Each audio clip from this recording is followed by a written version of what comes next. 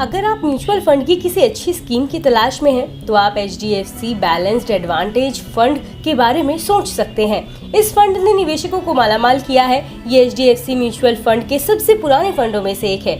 HDFC mutual fund देश का तीसरा सबसे बड़ा फंड हाउस है।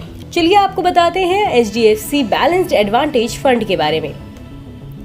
सेबी ने 2018 में म्यूचुअल फंड की स्कीमों की कैटेगरी में बदलाव किया। इसके बाद कई स्कीमों के नाम बदल गए, कुछ स्कीमों का मर्जर हो गया, कुछ स्कीमों का इन्वेस्टमेंट मैंडेट बदल गया। HDFC म्यूचुअल फंड ने अपनी दो स्कीमों HDFC प्रूडेंस फंड और HDFC ग्रोथ फंड का विलय कर दिया। मर्जर के बाद इसका नाम HDFC बैलेंस्ड एडवांटेज फंड हो गया। मर्जर के बाद स्कीम के ट्रैक रिकॉर्ड के लिए HDFC प्रूडेंस फंड के रिकॉर्ड को लिया गया। HDFC प्रूडेंस फंड की शुरुआत 1994 में हुई थी। इसे 20th सेंचुरी AMC ने लॉन्च किया था। पहले इसका नाम सेंचुरियन प्रूडेंस फंड था।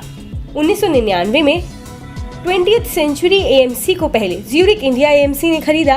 फिर HDFC AMC ने 2003 में ज्यूरिक इंडिया AMC को खरीद लिया। फिर इसका नाम HDFC प्रूडेंस फंड हो गया। HDFC MF के CEO और सीनियर फंड मैनेजर प्रशांत जैन शुरुआत से ही इस फंड का प्रबंधन कर रहे थे। ये 28 साल तक एक ही फंड का प्रबंधन करने का रिकॉर्ड है। जैन ने 22 जुलाई को HDFC MF से इस्तीफा दे दिया है। HDFC बैलेंस्ड एडवांटेज फंड एक हाइब्रिड फंड है। इसका मतलब ये है कि ये फंड अपना पैसा इक्विटी और बॉन्ड्स दोनों में लगाता है। इक्विटी में एलोकेशन ज्यादा और बॉन्ड्स में कम होता है। HDFC BAF ने अपना 65.7% पैसा शेयरों में लगाया है, जिसमें से 46.42% लार्ज कैप में लगा है, 5.93% मिड कैप में और 6.12% स्मॉल कैप में लगा है।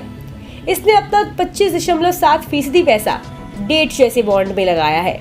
इसमें से 19.74% पैसा सरकारी सिक्योरिटीज में लगा है। हाइब्रिड फंड सुरक्षित माने जाते हैं क्योंकि ये अपना कुछ पैसा डेट में लगाते हैं। 11 सितंबर 2000 से अब तक इस फंड का सालाना रिटर्न 16.59% रहा। इस दौरान हाइब्रिड कैटेगरी का औसत रिटर्न 7.31 रहा। 10 साल में इस फंड ने 1 लाख रुपए के एक मुश्त इन्वेस्टमेंट को 3.56 लाख रुपए बनाया है। अगर आपने 28 जुलाई 2012 को इस फंड में 1 लाख रुपए इन्वेस्ट किया होता तो आज आपका पैसा 3.56 लाख रुपए हो गया होता।